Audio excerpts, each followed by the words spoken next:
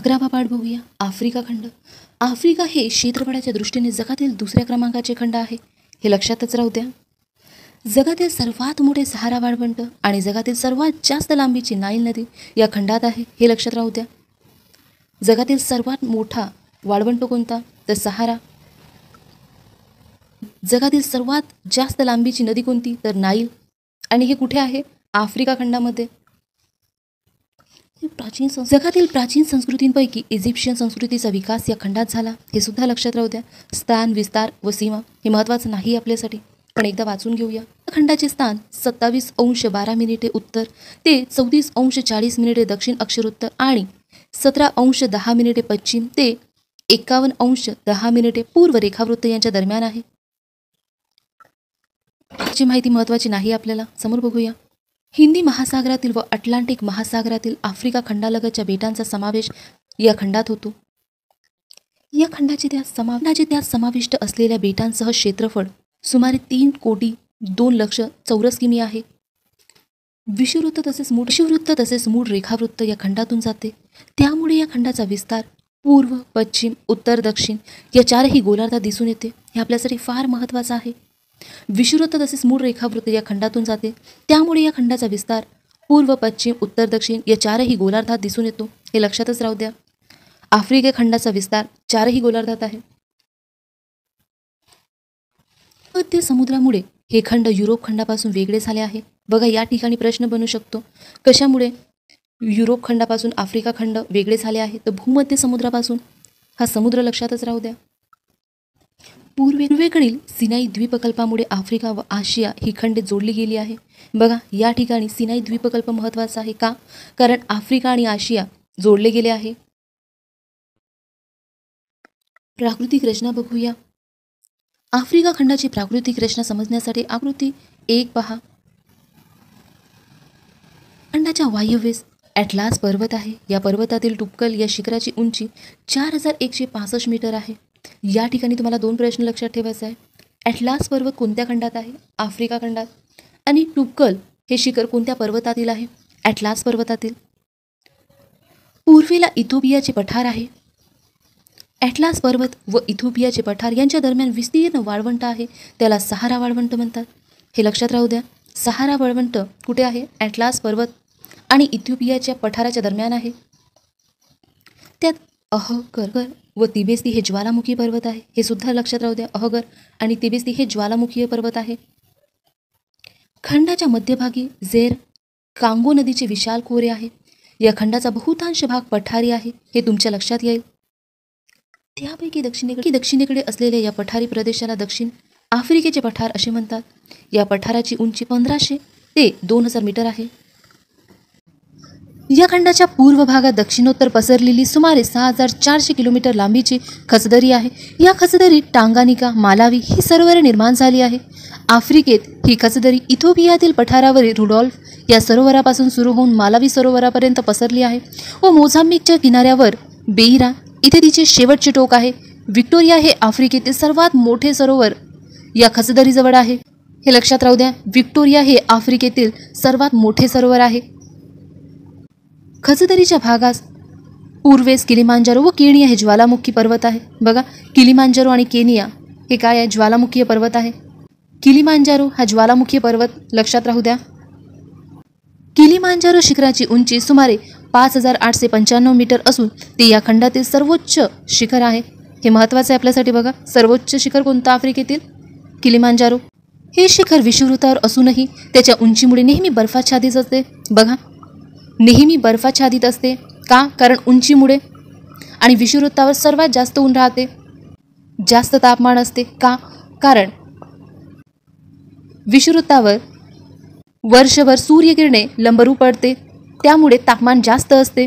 पण किलिमांजारो हे शिखर उंचीवर आहे, त्यामुळे नेहमी बर्फाच्छादित असते.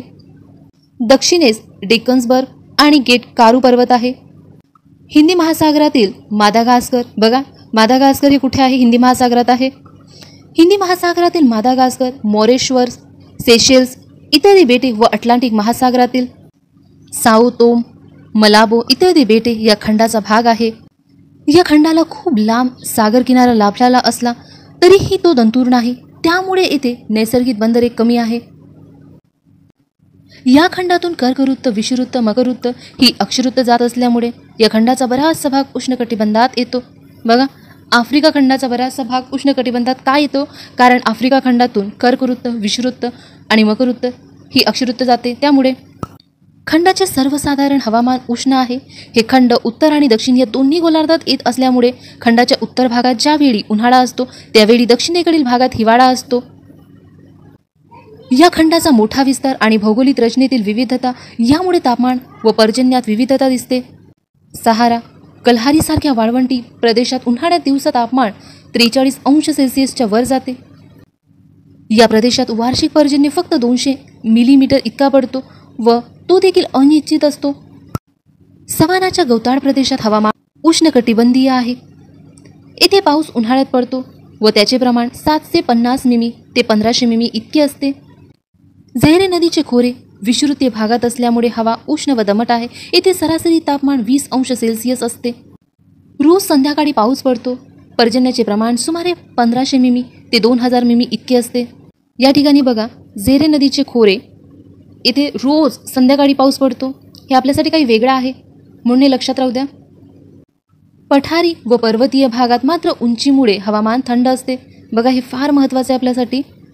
पठारी व पर्वतीय भागात मात्र उंचीमुळे हवामान थंड असते. अति उंच शिखरावर धुके पडते व कधीकधी हिमवर्षावही होतो. खंडाच्या पश्चिम किनाऱ्याजवळून वाहणाऱ्या कॅनरी व बेंगुला या शीत प्रवाहामुळे सहारा व नामीबकडील किनारी भागात हवामान सौम्य राहण्यास मदत झाली आहे. बघा, या ठिकाणी आपल्याला कॅनरी व बेंगुला हे शीत प्रवाह आहे हे लक्षात राहू द्या आणि ते आफ्रिका खंडाच्या पश्चिम किनाऱ्याजवळून वाहतात हे सुद्धा लक्षात राहू द्या. नैसर्गिक साधन संपत्ती बघूया. जलसंपत्ती ही महत्त्वाचं नाही. आफ्रिका खंडात झैरे, नाईल, झांबेझी, नायजर इत्यादी नद्यांची खोरी आहे. त्यापैकी नाईल ही जगातील सर्वात लांब नदी आहे. बघा, जगातील सर्वात लांब नदी कोणती? नायजर ही जगातील सर्वात लांब नदी आहे आणि ती कोणत्या खंडामध्ये आहे? आफ्रिका खंडामध्ये. तिची एकूण लांबी सुमारे 6690 किलोमीटर आहे. ही नदी व्हिक्टोरिया सरोवरात उगम पावून उत्तरेस वाहत जाऊन भूमध्य समुद्राला मिळते. आपल्याला या ठिकाणी लक्षात ठेवायचं आहे, सर्वात लांब नदी व्हिक्टोरिया सरोवरात उगम पावते. उगमाकडील भागात तिला श्वेत नाईल म्हणतात. नील नाईल ही तिची उपनदी आहे. नाईल नदीने उत्तरेकडील वाळवंटात 12 माही पाणी पुरवठा केला आहे, म्हणून ही नदी या भागात वरदान ठरली आहे. खंडाच्या मध्यभागी असलेले झैर नदीचे खोरे महत्त्वाचे आहे. रोज पडणारा पाऊस आणि अनेक उपनद्यांचे मिळणारे पाणी यामुळे या नदीला 12ही महिने पाणी असते. दक्षिणेकडील झांबेझी नदीवरील व्हिक्टोरिया धबधबा पर्यटकाचे आकर्षण बनले आहे. करिबा धरणामुळे झांबेझी नदीचे महत्त्व वाढले आहे. झांबेझीच्या दक्षिणेस असलेली लिंपोपो नदी हिंदी महासागरास मिळते. लिंपोपो म्हणजे सुसर. या नदीत खूप सुसरी असल्यामुळे तिला हे नाव पडले आहे. खंडाच्या पश्चिम भागात वाहणारी नायजर नदी सहारा वाळवंटाच्या दक्षिण भागास पाणी पुरवठा करणारी महत्त्वाची नदी आहे. या सर्व नद्यांनी आफ्रिका खंडाच्या बऱ्याच मोठ्या भागाला पाणी पुरवठा केला आहे. वनस्पती व प्राणी संपत्ती बघूया. हवामानातील विविधतेमुळे वनस्पती आणि प्राणी संपत्ती यामध्ये विविधता आढळते. पाठात दिलेल्या तक्त्यामध्ये खंडातील नैसर्गिक वनस्पती, प्राणी, पक्षी यांनी व्यापलेले प्रदेश दिले आहेत, त्यांचा अभ्यास करा. मृदा संपत्ती बघूया आपण. आफ्रिका खंडाच्या वाळवंटी भागात शुष्क हवामानामुळे वालुकामय मृदा आढळते. या वाळवंटाच्या सीमेलगत तपकिरी मृदा आहे. ही मृदा नीम ओसाड भागात येते. या भागात गवताळ कुरणे आहे. नायजर नदीच्या खोऱ्यात मध्य आफ्रिकेत झैर नदीच्या खोऱ्यात काळी मृदा आढळते. या मृदेमध्ये ह्युमसचे प्रमाण अधिक असल्याने ही मृदा अत्यंत सुपीक आहे.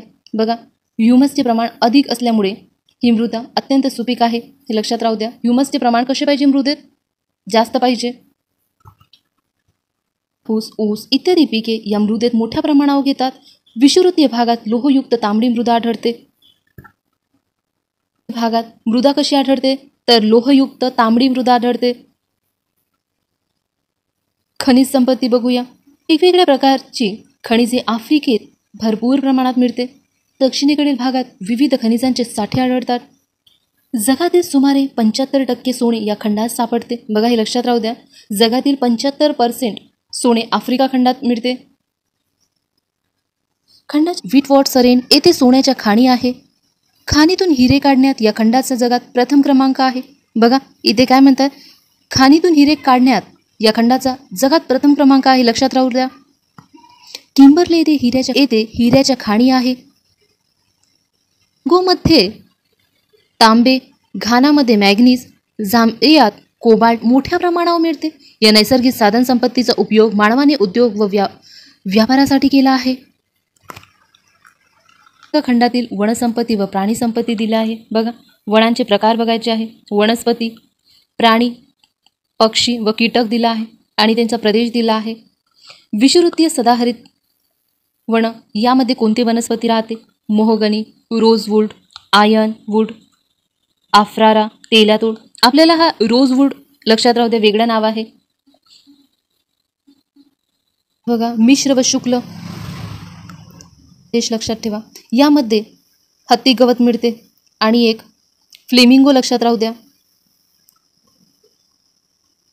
सायरस हे वनस्पती लक्षात राहू द्या. याची माहिती आपण इतिहासामध्ये घेऊया. नदी व मरुद्याने. बघा वनस्पती कोणत्या मिळतात? खजूर, पपायरस, गवत, रंगीबेरंगी फुलांची झाडे. हे 2 लक्षात राहू द्या. खजूर मरुद्यानामध्ये मिळतात. आफ्रिका खंडातील पर्यावरणीय समस्या बघूया. पहिली समस्या निर्वनीकरण बघूया. मोठ्या प्रमाणावर होणारी वृक्षतोड व त्यातून होणारा वनक्षेत्राचा नाश ही येथील प्रमुख समस्या आहे. शेती करण्यासाठी, वसाहतीसाठी तसेच जडणासाठी लाकूड तोड केली जाते. यामुळे वनाखालील क्षेत्र दिवसेंदिवस कमी होऊ लागले आहे. उदाहरणार्थ विषुववृत्तीय सदाहरित वनांचा प्रदेश. वनीकरण करण्यासाठी झाडे लावा, झाडे जगवा ही मोहीम तसेच पुनर्वनीकरण यासारखे उपाय केले जाते. मृदा अवनती बघूया. यावर आपल्याला प्रश्न विचारले आहे म्हणून महत्त्वाचा आहे. ऊन, पाऊस व वाऱ्याच्या अपक्षय कार्यामुळे तसेच शेतीसाठी मृदेचा अतिवापर केल्यामुळे मृदेतील आवश्यक घटकांचे प्रमाण कमी होऊन मृदा नापीक होऊ लागली आहे. बघा मृदा नापिकीचे कारण आपल्याला विचारले आहे म्हणून लक्षातच राहू द्या. इथे बघा ऊन, पाऊस व वाऱ्याच्या अपक्षय कार्यामुळे तसेच शेतीसाठी मृदेचा अतिवापर केल्यामुळे आणि खताच्या कमतरतेमुळे मृदेतील आवश्यक घटकांचे प्रमाण कमी होऊन मृदा नापीक होऊ लागली आहे. हे लक्षातच राहू द्या. आपल्याला खूपदा हे विचारलं आहे. उदाहरणार्थ नाईल व ऑरेंज नदीचा मैदानी प्रदेश. वाळवंटीकरण बघूया. वाळवंटाच्या सीमेवरील सुपीक जमिनीवर वाऱ्यामुळे वाळूचे संचयन होते. यालाच वाळवंटाचे आक्रमण म्हणतात. बघा वाळवंटाचे आक्रमण म्हणजे काय? इथून बघा वाळवंटाच्या सीमेवरील सुपीक जमिनीवर वाऱ्यामुळे वाळूचे संचयन होते. यालाच वाळवंटाचे आक्रमण म्हणतात. त्यामुळे शेतजमिनीचे व चराऊ कुरणांचे वाळवंटात रूपांतर होऊ लागले आहे. तसेच अतिचराई, वनांची तोड आणि वाऱ्याचे वहन कार्य यामुळे वाळवंटीकरणाचा वेग वाढतो आहे. उदाहरणार्थ सहारा, कल्हारी आणि नामीब वाळवंटाचा सीमावर्ती प्रदेश. बघा नामीब हे नवीन शब्द आहे. हा सुद्धा वाळवंट आहे. लक्षात राहू द्या. अनिर्बंध शिकार हे पर्यावरणीय समस्या बघूया. पूर्वी हा प्रदेश शिकाऱ्यांचे नंदवन म्हणून ओळखला जात असे. सिंहे, चित्ते, हत्ती, गेंडे इत्यादी अनेक वन्य प्राण्यांची व पक्ष्यांची येथे शिकार केली जात असे. त्यामुळे त्यांची संख्या कमी झाली आणि प्राण्यांच्या काही दुर्मिळ जाती नष्ट झाल्या आहे.